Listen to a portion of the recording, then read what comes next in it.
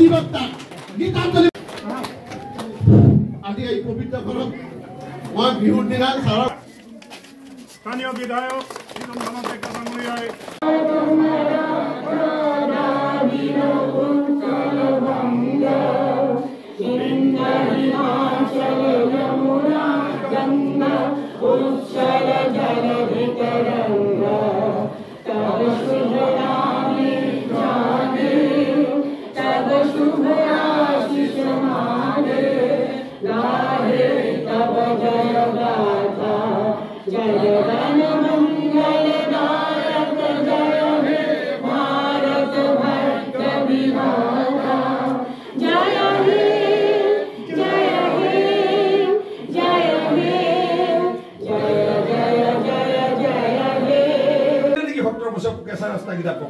কংগ্ৰেছৰ লিডাৰকেইটা মই আপোনাক কৈ আছো কংগ্ৰেছৰ বিধায়ক আৰু বেলেগ বিধায়ক মই দেখিছো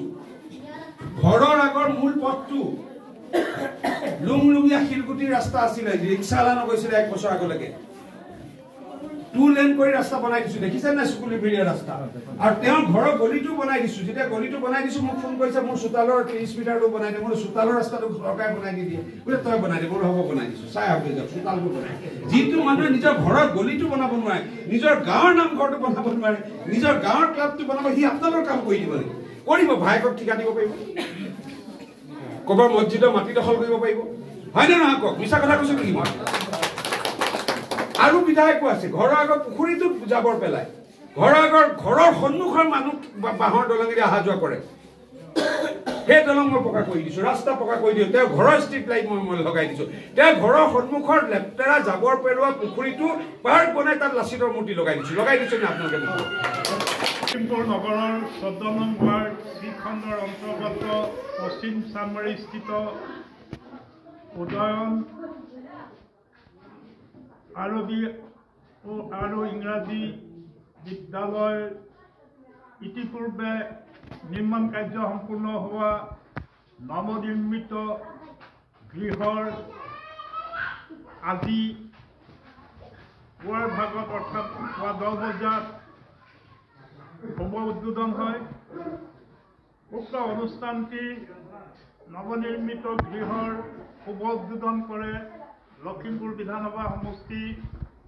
সন্মানীয় বিধায়ক শ্ৰীযুত মানৱ ডেকা ডাঙৰীয়াই আৰু উক্ত অনুষ্ঠানৰ নৱনিৰ্মিত গৃহৰ শুভ উদ্বোধন হোৱাৰ পাছতেই এখনি গুৰুত্বপূৰ্ণ উদ্বোধনী সভা অনুষ্ঠিত হয় উক্ত সভাত সঞ্চালনা কৰে বিশিষ্ট ক্ৰীড়াবিদ ক্ৰীড়া সংগঠক লতিফুল আহমেদ হুছেইন দেৱে আদৰণি ভাষণ আগবঢ়াই উদয়ন আৰবী আৰু ইংৰাজী মাধ্যমৰ